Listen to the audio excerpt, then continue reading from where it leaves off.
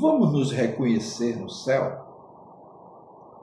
E se nós nos reconhecermos, vamos nos lembrar de quando vivíamos na terra? E se nos lembrarmos de quando vivíamos na terra, nos lembraremos de pessoas que nos eram queridas e que não estão conosco? E se isso acontecer, o céu não deixaria de ser um local de alegria para ser um local de tristeza? Essas perguntas nos foram feitas por alguns irmãos. Nós gostaríamos de, à luz da palavra de Deus, esclarecer essa questão. Então, o podcast de hoje, ele gira em torno desse assunto, ok? Eu sou o pastor Israel, pastor presbiteriano, e esse é mais um Maná Podcast.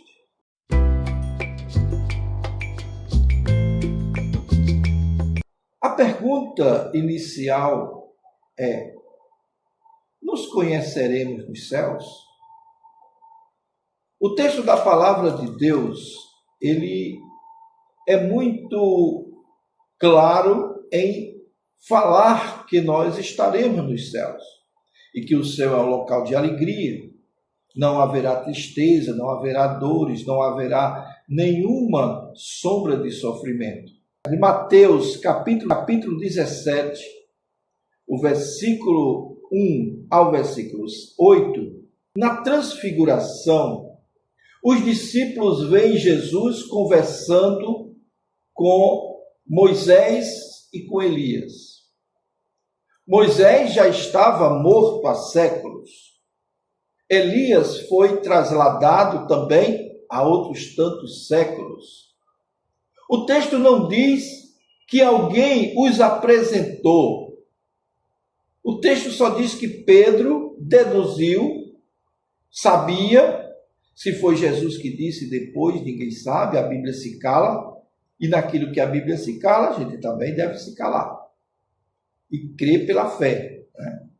Então, Pedro aqui, ele já começa a entender o que estava acontecendo e dá continuidade à identidade pessoal, ao reconhecimento consciente e à existência individual preservada após a morte.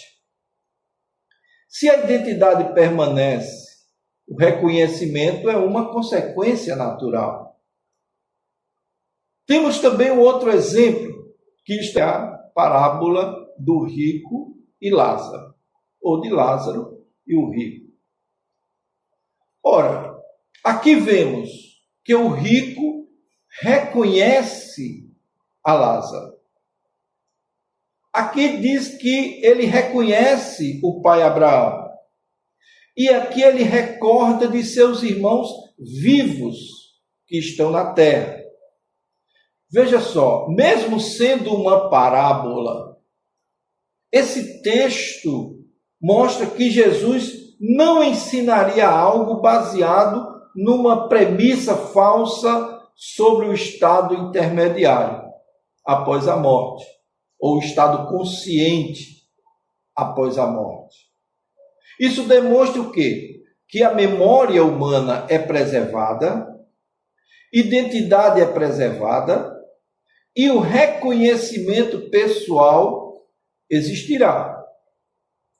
O que nós podemos deduzir desses textos? Que a ressurreição, ela não apaga a identidade.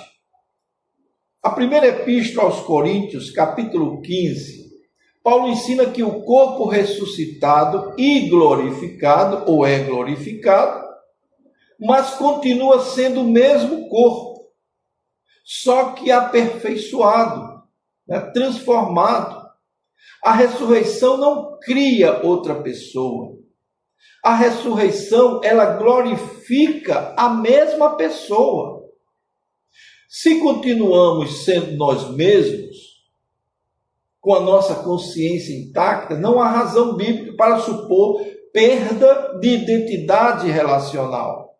Diz a Epístola aos Coríntios, capítulo 13, versículo 12, o apóstolo Paulo falando: agora conheço em parte, então conhecerei plenamente, como também sou plenamente conhecido. Se o estado eterno, nós nos reconheceremos,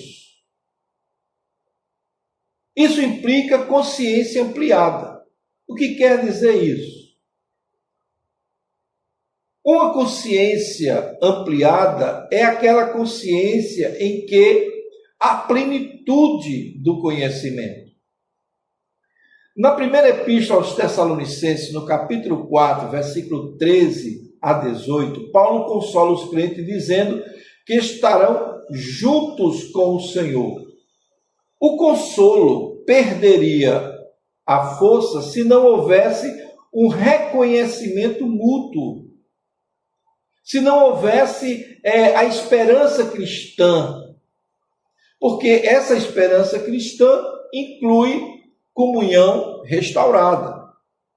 Agora, na doutrina reformada sobre a consciência pós-morte, a tradição reformada afirma o seguinte, eu quero trazer para vocês aqui que isso é muito importante. A alma permanece consciente após a morte. A identidade pessoal não é dissolvida. A glorificação, ela aperfeiçoa a natureza humana, ela não apaga a natureza humana. Teólogos como João Calvino defendiam que a alma preserva a consciência e individualidade no estado intermediário. Qual a conclusão dessa condição? Que a Bíblia ela não afirma de forma direta: vocês se reconhecerão nos céus. A Bíblia não afirma isso. Mas ela afirma claramente que a identidade pessoal permanece, que a consciência permanece, que a memória permanece, que a comunhão permanece. Então, logo, por boa e necessária consequência, o reconhecimento mútuo é uma inferência teológica sólida e corrente com os ensinos bíblicos. Agora, analisando essa questão, dessas perguntas feitas pelos amados, há algum ponto importante. A segunda pergunta que nós recebemos: se nós nos reconhecermos nos céus, nos lembraremos dos nossos entes queridos que ficaram, ou que não estão no céu, ou que foram para o inferno, e isso não tornaria o lugar um lugar de tristeza por causa da saudade? Nossa perspectiva será perfeitamente alinhada, conformada à justiça e à glória de Deus. O problema está na nossa visão atual. Preste atenção. Hoje, nosso julgamento, nós julgamos com emoções imperfeitas. Nosso amor é misturado com parcialidade. Nossa compreensão da justiça de Deus, ela é muito limitada. E nós não temos a capacidade de analisar as coisas que nos cercam pela perspectiva de Deus por causa do nosso pecado. Agora, no estado glorificado, o apóstolo Paulo falando, escrevendo aos Coríntios, ele diz assim na sua primeira epístola, capítulo 13, versículo 12: então conhecerei plenamente. O que é esse conhecer plenamente? Quer dizer que teremos visão purificada, teremos amor perfeitamente ordenado, entendimento pleno da justiça de Deus. Agora, isso aqui já torna tudo diferente. E eu vou explicar isso com bastante tranquilidade e clareza para que você que está aqui nos acompanhando entenda. Aproveite, se está gostando, dê o seu like, compartilhe com outras pessoas esse assunto que é importante.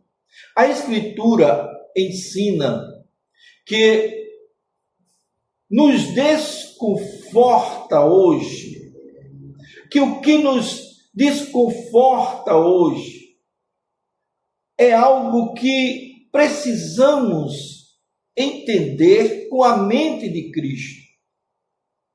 Apocalipse 19, versículo 1 a 3, ele mostra que os santos glorificam a Deus por seus juízos justos. Não é crueldade, é conformidade perfeita à santidade divina. Uma outra coisa que é importante. Mas nós vamos nos esquecer quando estivermos no céu. Lá não é amnésia. Logo lhe dizendo, claro, a Bíblia não reforça essa amnésia. Lá é glorificação do entendimento. O que quer dizer isso? Segundo a teologia reformada, ela sustenta que não perderemos a memória, preste bem atenção, mas nossas afeições serão perfeitamente alinhadas com Deus, porque esse é o objetivo maior. Assim não haverá sofrimento ao conhecermos e sabermos que tem entes queridos nossos que estão, infelizmente, no inferno. Por quê? Porque veremos claramente a justiça de Deus.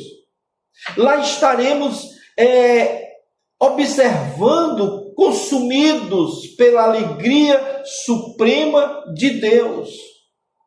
Nada competirá com a visão beatífica que nós estaremos vivenciando. O maior bem do céu não é o nosso reencontro com entes queridos, querido. O nosso bem maior ao estarmos nos céus é o nosso encontro com Deus. Com Deus. Então, isso nos deixa e abre uma nova perspectiva de conhecimento.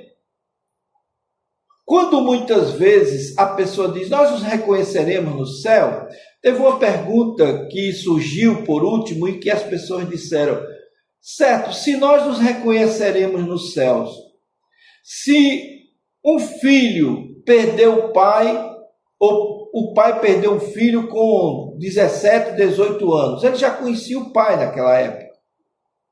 E quando o pai morreu aos 98 anos, ele lá vai conhecê-lo com a idade que tinha quando partiu ou com a idade que o pai morreu.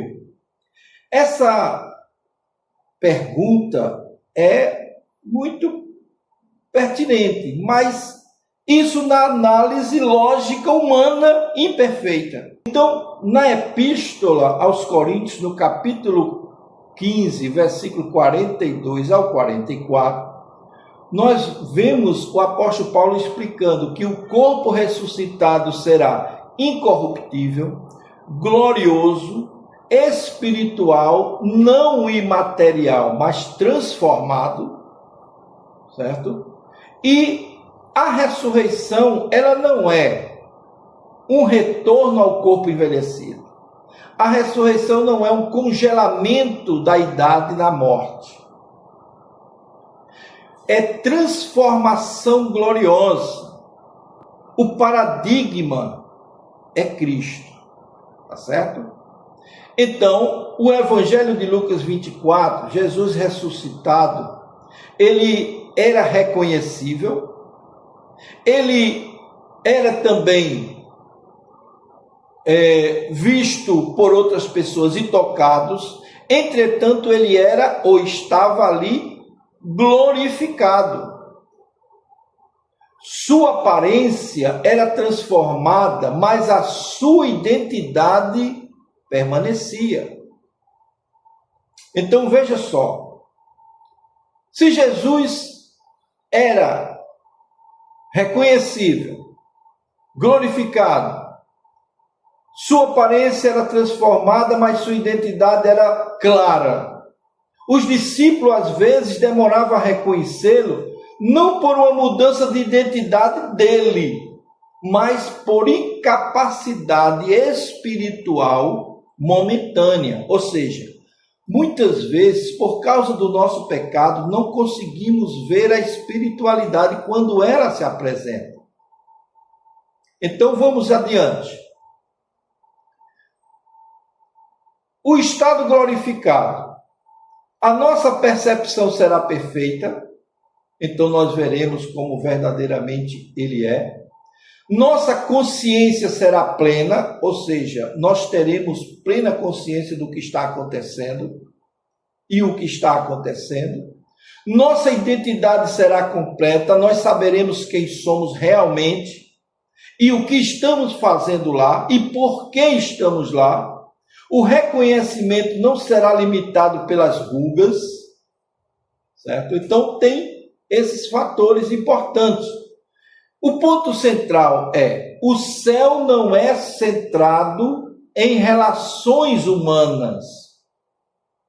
O céu não é centrado em relações humanas. Jesus, ele deu um vislumbre dessa situação quando perguntaram como era a vida lá na eternidade, no reino dos céus. Jesus disse lá no Evangelho de Mateus, capítulo 22, versículo 30, que na ressurreição nem se casam, nem se dão em casamentos. Serão todos como os anjos, serão todos irmãos. Isso indica que as relações terrestres, terrenas, são realidades transitórias. No céu, o amor será universal. Preste bem atenção nisso. Não haverá vínculo exclusivo, familiar. Todos amarão perfeitamente a Deus e perfeitamente uns aos outros. Essa é a grande maravilha de estarmos na eternidade. A nossa objeção muitas vezes parte do pressuposto interessante. Se nossa condição for identificar a atual condição que temos, logicamente haveria tristeza.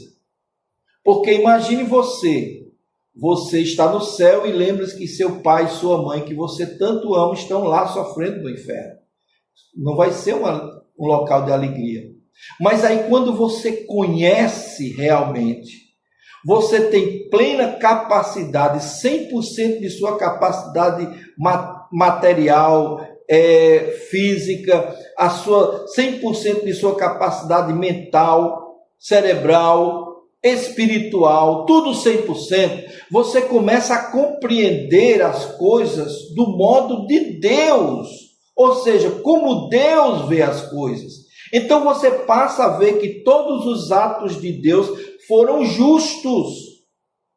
E como a sua maior inclinação não é o seu relacionamento pessoal, familiar, é o seu relacionamento para com Deus, você vai ver na perspectiva de Deus de que tudo aquilo que Deus fez é perfeito. E louva a Deus por esses juízos. Embora pegue pessoas, atinja pessoas que terrenalmente foram nossos entes queridos e muito amados. Veja, essa é uma visão espiritual muito séria. Claro, aqui nós não somos donos da verdade. Nós estamos falando do que a palavra de Deus está nos dizendo e deduzindo de todo o conhecimento e ensino bíblico aquilo que nós podemos inferir dele. Agora, a Escritura ensina que seremos glorificados, conformados à imagem de Deus, ou seja, toda forma que nós teremos é a imagem de Deus. Temos plenamente satisfeito em Deus todas as nossas necessidades. O Salmo 16, versículo 11, anote aí. Na tua presença há plenitude de alegria, diz o salmista. Não alegria parcial, mas plenitude. Plenitude. A questão é, como resposta para essa pergunta, nós nos reconheceremos na eternidade? Sim. O reconhecimento é coerente com a Escritura. Nós teremos tristeza ao nos lembrarmos dos entes queridos que ficaram na terra ou estão no inferno? Não. Isso não implicará tristeza eterna. Por quê? Porque haverá uma transformação afetiva, intelectual, que eliminará todo o sofrimento. Ou seja, a justiça de Deus será vista como perfeitamente boa. A justiça de Deus será vista por nós, os salvos, como perfeitamente boa. A comunhão com Deus será absolutamente suficiente.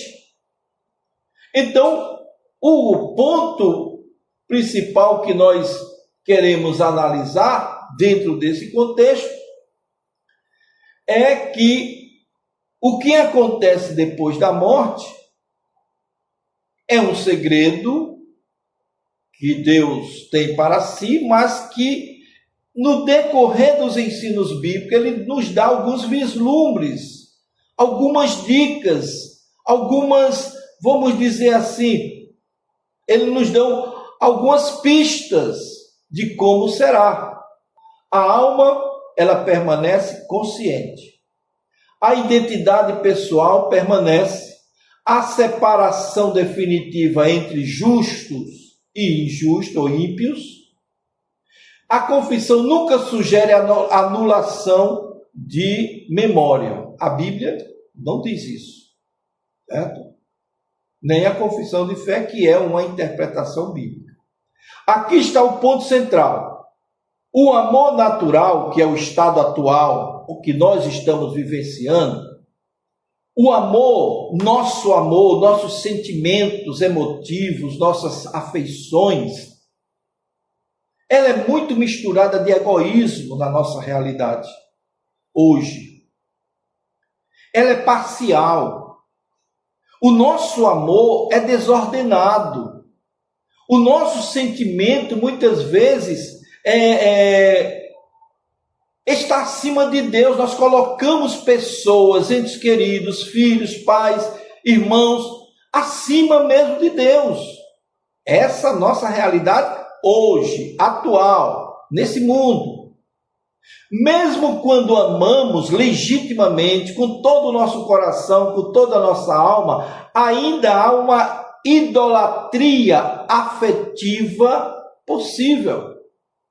Veja só, entretanto, na glorificação, conforme diz a Epístola de João no capítulo 3, versículo 2, seremos semelhantes a Ele. O que significa ser semelhante a Cristo? Significa vontade perfeita, santa, afetos perfeitamente ordenados, alegria perfeitamente centrada em Deus, E outra coisa importante, não deixamos de amar. Só que lá na eternidade amaremos corretamente, realmente, com o amor verdadeiro. A pergunta difícil: amaremos menos os perdidos? Não. Não. Nós amaremos segundo a justiça de Deus. E é aí onde muita gente não compreende. Hoje nosso amor é sentimental e muitas vezes contrário à santidade divina.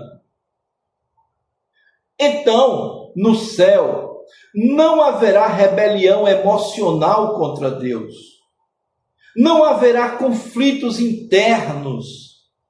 Não haverá ressentimento contra os juízos divinos. Porque nós vamos observar com toda a nossa capacidade intelectual e espiritual que tudo aquilo que foi feito por Deus foi justo. Vamos ver o juízo de Deus como justos. E é isso que a palavra de Deus nos diz. Os mártires, lá em Apocalipse 6, de 9 a 11, eles clamam por justiça. Isso quer dizer que o estado celestial já existe. A consciência, a memória, o desejo de justiça, isso não contradiz a alegria futura. Não contradiz. Mas a visão é que muda. O ponto decisivo da teologia reformada é este: o céu é centrado na visão beatífica de Deus. Contemplação direta da glória de Deus. O salmista, no Salmo 17, versículo 15, ele diz assim: quando acordar, me satisfarei na tua semelhança. Olha que coisa linda. A satisfação plena em Deus elimina qualquer carência. Não é esquecimento, é plenitude. Nós estamos aqui muito menos do que a metade do que nós poderíamos ser. Mas lá na eternidade estaremos completos, 100%. A ressurreição é transformação, não é regressão. Primeira Epístola aos Coríntios, capítulo 15, o corpo será incorruptível, glorioso, poderoso.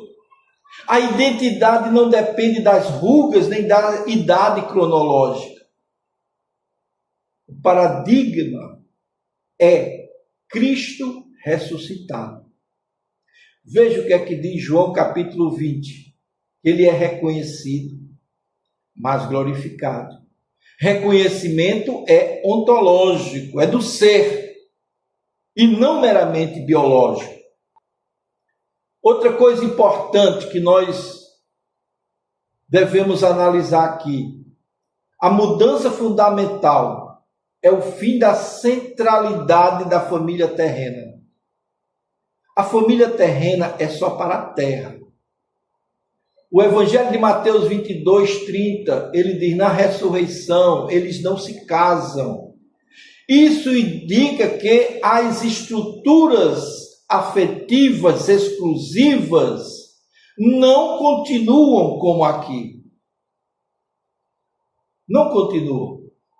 O céu não é uma reorganização familiar terrena, não é. Não haver nem nada na Bíblia explica que nós vamos nos reconhecer e formar nossa família lá. Não vai, não tem isso. É comunhão perfeita na família redimida. Família redimida. Então, não há amnésia, não há tristeza, não há desordem afetiva, não há competição entre amor de Deus e o amor às pessoas. O que muda não é a memória, o que muda é a natureza de amar. Seremos plenamente conformados à vontade de Deus. Isso é muito importante para a nossa compreensão. Se você gostou do podcast de hoje, nós teremos no nosso próximo podcast outros assuntos palpitantes e relevantes para o nosso crescimento espiritual. Fica com Deus e até o nosso próximo encontro.